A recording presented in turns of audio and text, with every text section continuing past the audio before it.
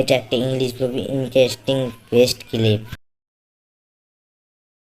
कहानी शुरू होती है जर्मनी के खेतों में, जहाँ पर हम एना नाम की एक लेडी को देखते हैं जो मस्त आलू पका करके खा रही होती है। तभी जोसेफ नाम का एक आदमी भागते हुए इसके पास आता है। इसके पीछे पुलिस पड़ी हुई थी, इसलिए ये एना से हेल्प मांगता है। तो एना अपना दरवाजा खोलती है और इसे अपने बेसमेंट में छुपा लेती है। अब जब पुलिस वाले चले जाते हैं, हम देखते हैं कि जोसेफ एक नंबर का लौंडिया बाज निकलता है। खैर दोनों अब यहाँ से चले जाते हैं और इसके बाद से ये लोग एक दूसरे के साथ रहना स्टार्ट कर देते हैं, जिससे इनकी एक बेटी भी होती है जिसका नाम होता है एग्नेस।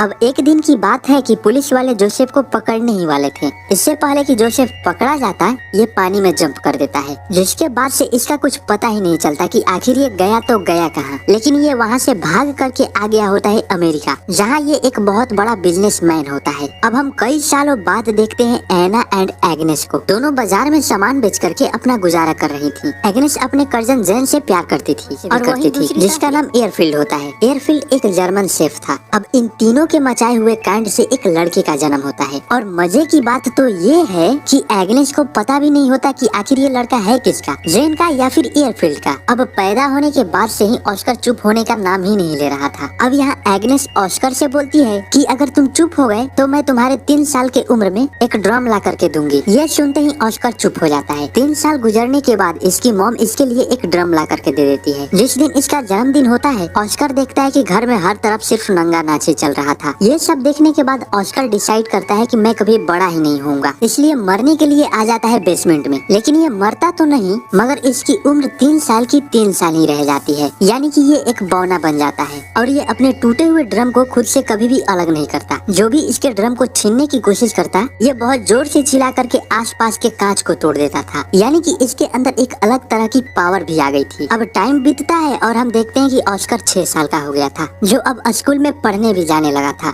लेकिन इसकी साइज और इसका ड्रम सब पहले ही जैसा था। अभी भी जो भी इसके ड्रम को छीनने के लिए जाता, ये चिल्ला करके कांच को तोड़ देता था। साथ ही इसके पावर से डॉक्टर्स भी हैरान थे कि आखिर ये कर कैसे ले रहा है। बट एग्नेस तो बस यही जानना चाहती थी कि आखिर ये बड़ा क्यों नहीं हो रहा। अब हम देखते हैं कि एग्नेस हर फ्राइडे को बाजार करने के लिए बाहर जाया करती थी और काम के बहाने ऑस्कर को एक दुकानदार के पास छोड़कर जेन के पास चली जाया करती थी कुछ करने के लिए। लेकिन एक दिन ये कुछ वाला सिस्टम ऑस्कर को पता चल जाता है। खैर अब यहाँ से सीन शिफ्ट होता है कई सालों बाद, जहाँ ऑस्कर अब 12 साल का हो चुका था और अभी ये एक सर्कस में आया हुआ है, जहाँ बौने लोगों को परफॉर्म करता देख एग्नेस को लगता है कि इसका बेटा भी बौना ही है। सर्कस खत्म होने के बाद ऑस्कर एक बेकरा नाम के एक बौने से मिलता है, जो ऑस्कर के इस टैलेंट को देख करके काफी इम्प्रेस होता है और इसे अपने साथ काम करने के लिए इन्वाइट करता है। तभी यहाँ इसकी मॉम आ जाती है और इसे यहाँ से लेकर के जाती है। अब कुछ दिनों बाद हम देखते हैं कि जिस दुकान पर एग्नेस ऑस्कर को छोड़कर जाया करती थी, उस दुकान का आदमी एग्नेस से लव करने लगा था। बट एग्नेस बोलती है कि चल बे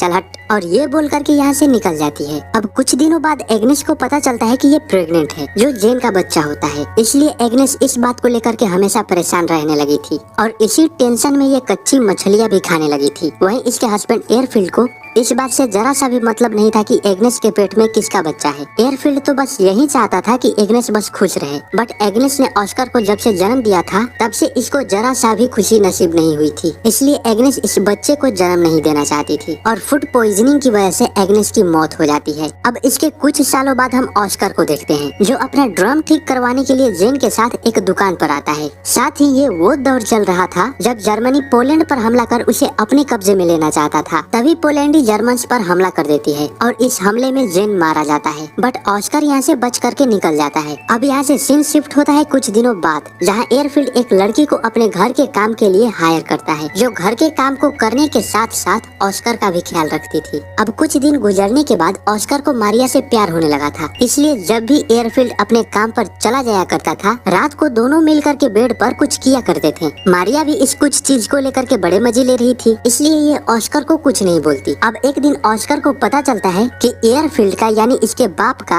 मारिया से चक्कर चल रहा था। मारिया एयरफील्ड से बहुत प्यार करती थी, बट एयरफील्ड मारिया का बस इस्तेमाल कर रहा था, इसलिए मारिया रोने लगती है। ये सब देखने के बाद ऑस्कर मारिया को संभालने के लिए इसके पास आता है, बट मारिया ऑस्कर को बौना बोल इसे लात मार देती है। अब इसके कुछ दिनों बाद हम देखते हैं कि मारिया प्रेग्नेंट होती है, बट ऑस्कर को ये पसंद नहीं आता, इसलिए ऑस्कर इस बच्चे को मारने की कोशिश करता है, बट मारिया ऐसा होने नहीं देती। अब कुछ दिनों बाद मारिया को एक लड़का लड़का होता है जिसे पाकर के सारे लोग काफी खुश थे, लेकिन ऑस्कर इस बात से जरा सा भी खुश नहीं था क्योंकि इसे ऐसा लगता था कि ये बच्चा इसका है। अब अगले दिन हम उसी बॉनी को देखते हैं जो उस सर्कस में काम किया करता था, जो फिलहाल वर्ल्ड वॉर 2 के दौरान एक बहुत ही ऊंचे ओहदे पर काम कर रहा है। यहाँ ये बॉना ऑस्कर से मिलता है और इसे अपने टीम में आने के लिए इनवाइट करता है क्योंकि ये पेरिस में अपने टीम के साथ परफॉर्म करने वाला था। तो ऑस्कर इनके टीम को ज्वाइन कर लेता है और अपने टैलेंट की मदद से पेरिस में लोगों को इंटरटेन करने लगता है। इसी बीच ऑस्कर को अपने ही टीम की एक लड़की रोजमिता से प्यार हो जाता है। इसके बाद से हम देखते हैं कि ऑस्कर अपने बौने दोस्तों के साथ अपनी जिंदगी बड़े ही मजे से काट रहा था, लेकिन एक दिन इन पर अमेरिकन सेना का हमला हो जाता है और इस हमले में रोजमिता मारी जाती है। ये देख करके ऑस्कर काफी ज्यादा सैड हो जाता है, जिसके बाद ये वापस अपने घर को आ जाता है। घर आने पर ऑस्कर मारिया के बेटे को एक वैसा ही ड्रम गिफ्ट करता है जैसा इसको इसके मॉम ने इसके 3 साल की उम्र में दिया था। ऑस्कर के आने से मारिया जरा सा भी खुश नहीं थी, बट एयरफील्ड बहुत ज्यादा खुश था और एयरफील्ड ऑस्कर से उन लोगों से भी छुपा करके रखा जो ऑस्कर का इलाज करने के लिए ऑस्कर को हॉस्पिटल लेकर के जाना चाहते थे, क्योंकि एयरफील्ड को लगता था कि ऑस्कर एबनॉर्मल नहीं है। अब शहर में तनाव का माहौल होने लगा था, यानी कि युद्ध का माहौल, इसलिए रेडफील्ड अपने परिवार को बेसमेंट में छुपा करके रखता था। लेकिन एक दिन रूसियन सिपाही इन पर हमला कर देते हैं, जो अंदर आकर के इनको काफी ज्यादा तंग करने के बाद एयरफील्ड को मार देते हैं। ये देख करके ये दोनों बहुत ज्यादा रोते हैं। अब अगले सुबह एयरफील्ड के दुकान पर एक आदमी आता है और ये इस दुकान का नया मालिक था। ये आदमी इस दुकान को कब्जे में करने के बाद ये आदमी एयरफील्ड का फ्यूनरल कर देता है, क्योंकि इसने भी हाल में ही अपने परिवार को खोया था, इसलिए परिवार के खोने का गम ये अच्छी तरह से जानता था। दैट्स व्हाई ये इनकी हेल्प करता है।